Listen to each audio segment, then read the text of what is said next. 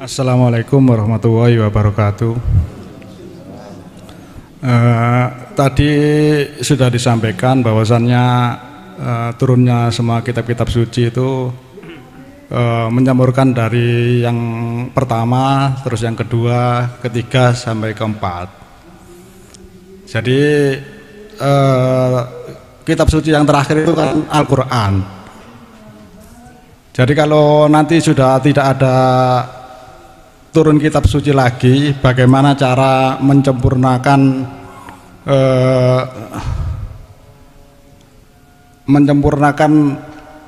kitab suci Al-Quran tersebut?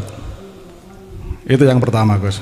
Yang kedua, untuk kalau kita lihat sekarang ini di Palestina itu terjadi satu tragedi kemanusiaan yang sangat luar biasa. Padahal di situ tempat banyak turun-turunnya kitab-kitab suci dari Allah. Jadi pertanyaannya, mengapa Allah membiarkan kejadian tersebut berlangsung secara terus-menerus dan berkelanjutan sampai saat ini? Terima kasih. Ini mohon penjelasannya. Assalamualaikum warahmatullahi wabarakatuh. Waalaikumsalam warahmatullahi wabarakatuh. Cara wong Jawa iku mungkin jenengan pernah dengar ana kitab garing, ana kitab teles. Yang dimaksud kitab teles iku adalah Al-Qur'anul Qadim. Itu siapapun tidak ada yang bisa mengubah. Maksud daripada itu tidak ada siapapun yang bisa mengubah. Mungkin itu disindir di dalam surat Ali Imran ayat 7. Ali Imran ayat 7, tapi niki kedah sampean pahami dengan teliti. Di situ ada dua Al-Quran itu bertafsir. Pertama adalah secara muhakamah. Muhakamah itu secara syar'i, secara syariah, jelas. Jadi keterangan-keterangan yang bersifatkan jelas.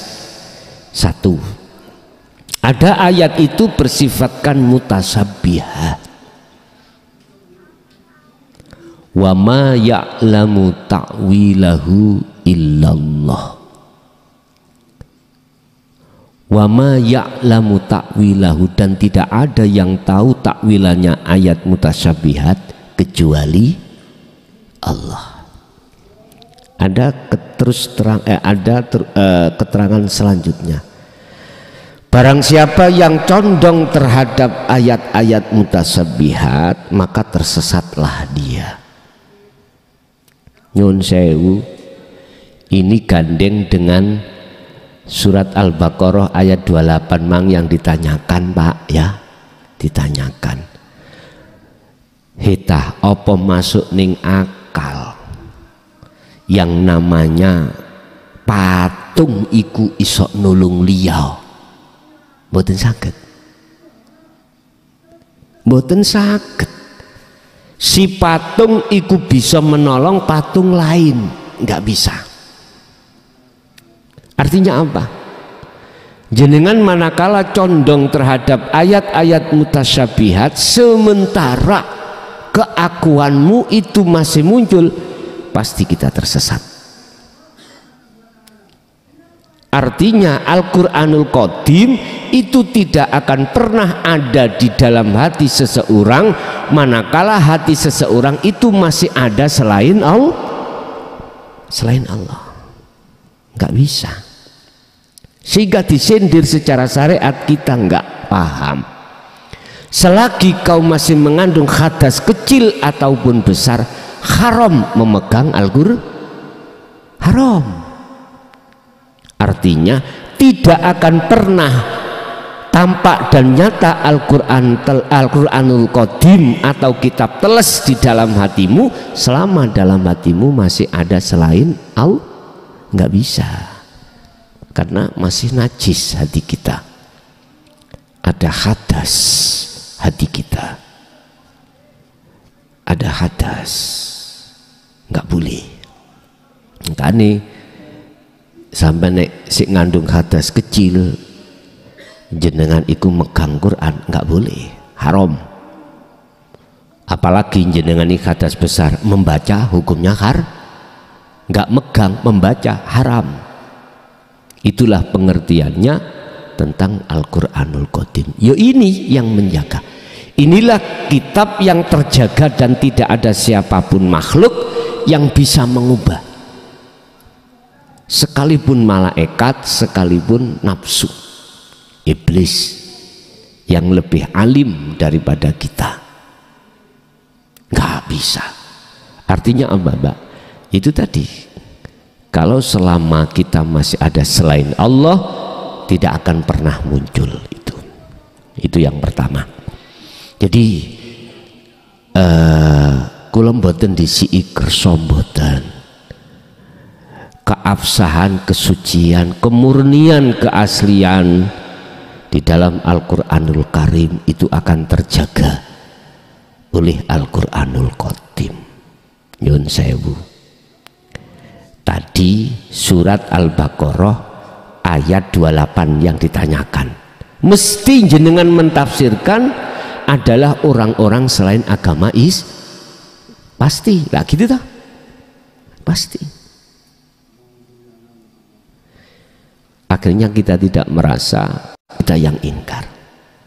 Tapi kalau ditarik dari hakikatnya Al-Quranul Qadimnya, ternyata walaupun saya umpama saya itu alim Qur'ani, alim hadisi, alim fikih, tapi manakala dalam rohaniaku masih mengaku saya yang memberikan bimbingan, memberikan petunjuk, memberikan hidayah, maka itulah yang dikatakan orang yang ingkar saya ini.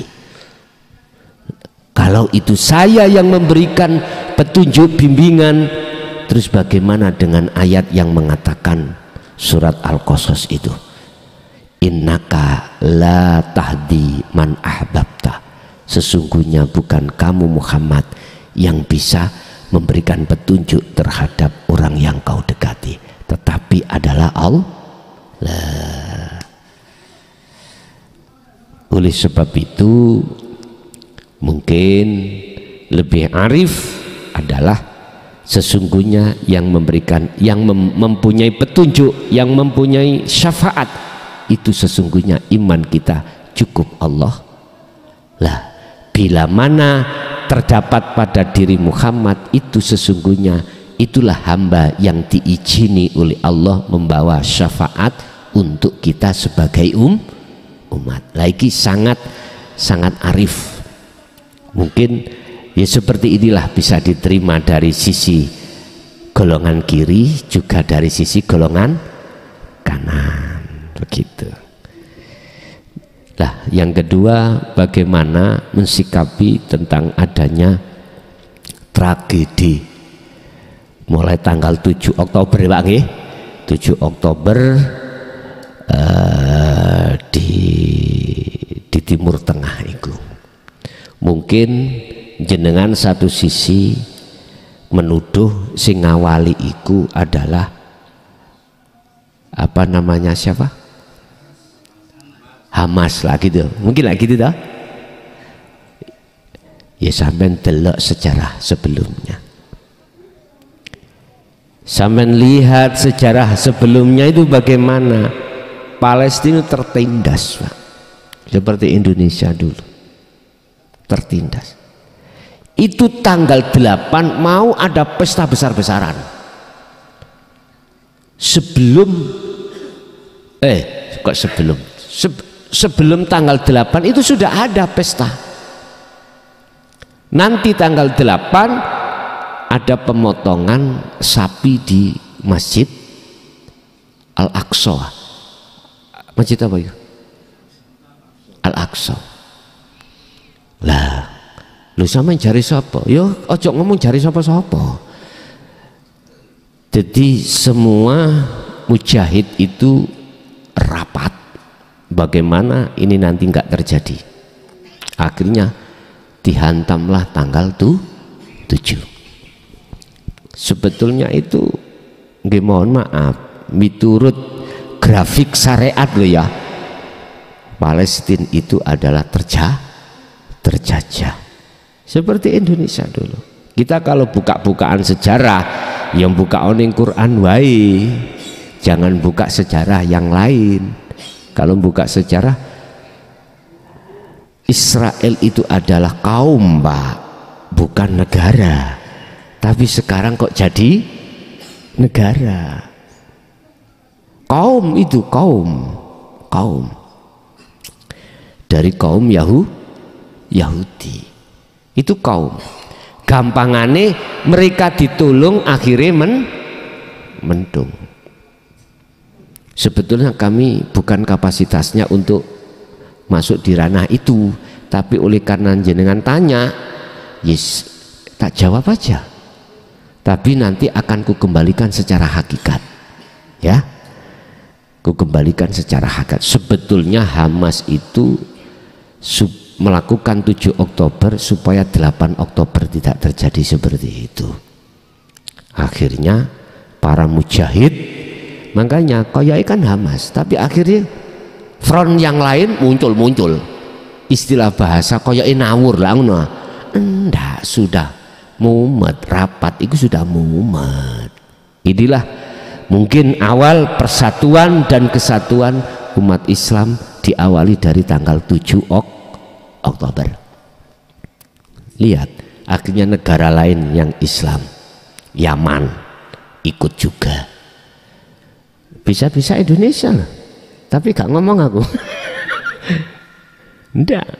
Nantinya sama lihat diikuti ya secara fisiki, cuman saya tarik kapasitas saya secara hakikat, bukan secara syariat. Syariat itu tadi gegeran terus. Hakikatnya bagaimana? Kembali kepada individu. Di dalam diri ini, di tengah-tengah diri ini ada 2 sifat. Pertama sifat basariyah dan kedua basiroh. Basariyah kita diduduki nafsu nafsiyah dan amarah. Basiroh diduduki nafsu lawamah dan mutmainnah. Wama ubarri'u nafsi innan nafsa la amaratum bisu. Basariyah. Yang kedua illama rohima rabbi. Cenderung nafsu itu mengajak ruhaniyahmu itu melalaikan Allah, menyekutukan Allah, membuat jelek pada Allah dengan bentuk macam-macam Pak. Kalau kita kembali kepada surat Ibrahim ayat 3, tiga pos yang dijadikan nafsu supaya ruhaniyah jenengan itu lalai dengan Allah. Pertama, wa yastahibbunal hayatad dunya alal akhirah. Anda dilulu dengan urusan dunia. Anda ditarik supaya ruhaniyah cinta pada dunia. Iya Pak, ditarik, dikasih bantuan gini-gini macam-macam. Kalau kita sudah masuk dalam perangkapnya nafsu, mesti alal akhirah, meninggalkan Allah Anda. Kapan hal itu terjadi? Saat jenengan itu akil balik, wis titik. Dijajah jenengan ini. Jagati ruhaniyah dijajah oleh nafsu, nafsiyah dan amarah ini Bapak Ibu. Udah. Akhirnya Allah menurunkan satu ayat, wa zuyyina linnasi hubbus syahawah. Ingat, nafsu itu bertengger di atas kesenangan hawa nafsu, yaitu disebut hubbus syahawah, cinta terhadap selain Allah. Apa selain Allah? Ayat itu diteruskan, minan nisa wal banin wal qanatiril muqantarah. Garwa nek wong lanang kang ya wong wedok, nek wong wedok kanggo wong lanang, nek wong lanang kanggo wong Makanya aja heran nek balik jenengan iku manuke. Aku tak ngadep rono. Mohon maaf, iki kula ngomong opanane gitu loh. Semua proses ini terjadi pada diri kita Bapak Ibu. Pada diri kita. Akhirnya apa mana zaman sakniki Pak, nek zaman dulu sik nulis surat ada yang mengantar ya. Sekarang enggak, WA. Tes. Zaman sudah masuk tambah modern sekarang lewat HP. Yang laki cari perempuan, sing perempuan yo memeti. Niki podo baleke ya. Udah diteruskan habis tentang masalah itu wal banin anak. Kita mesti yang sudah nikah pengen punya anak. Ditampilkanlah kesenangan dunia lewat anak. Lah di dalam keluarga apa Pak yang harus kita cari? Sandang pangan papan. Wal qanatiril muqantharah. Itu. Wis, kalau kita rumah tangga mesti siapapun Anda pengen duwe omah. Lah ngene nggih. Sing mewah.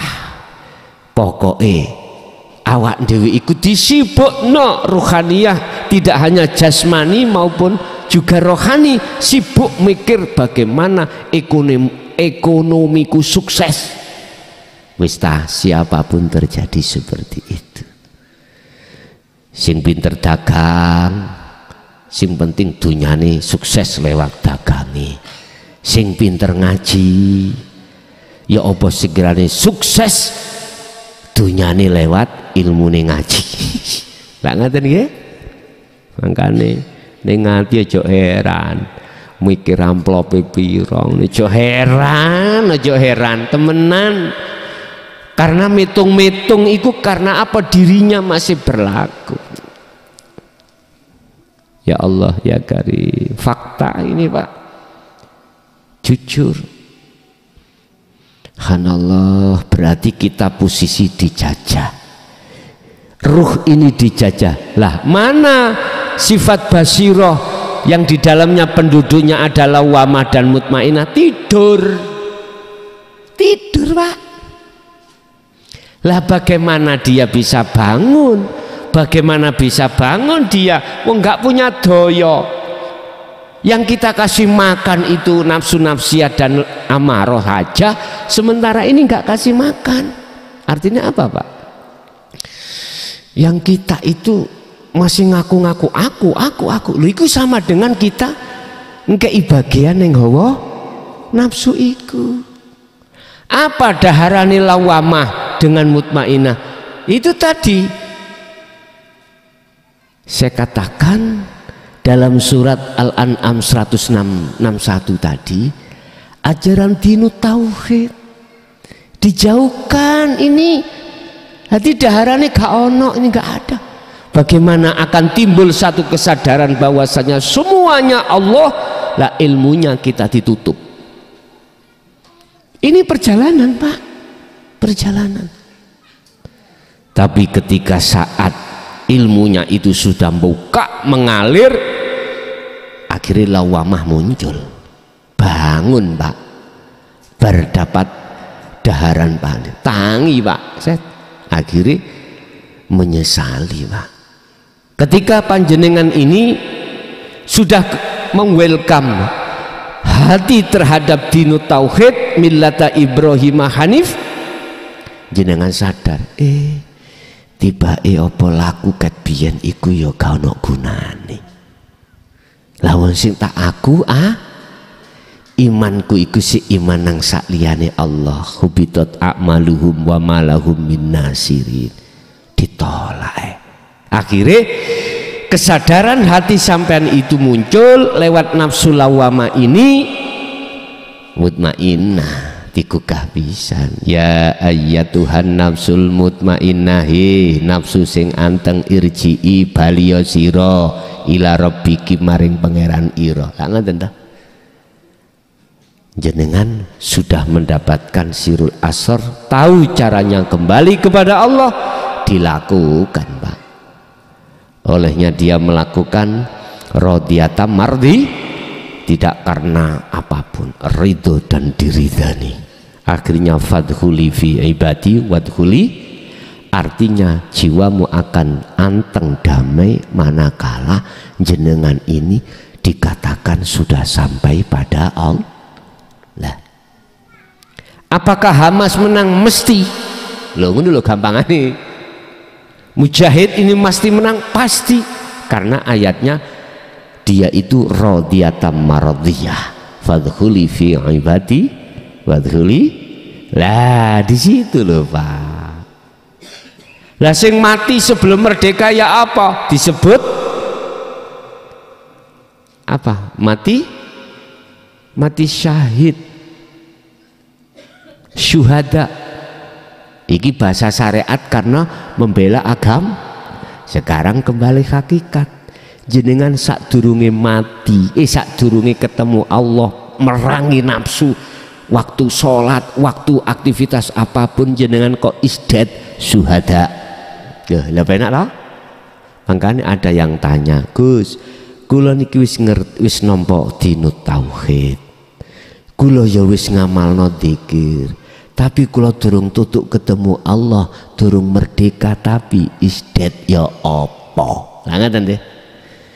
Inilah yang disebut syuhada, yang di situ Allah sendiri yang nantinya menjemputmu. Istilahnya jenengan iki ngerepotno Gusti, budal ngaji jaluk disusul. Ya enak Pak, masih karo dalane soto enggon.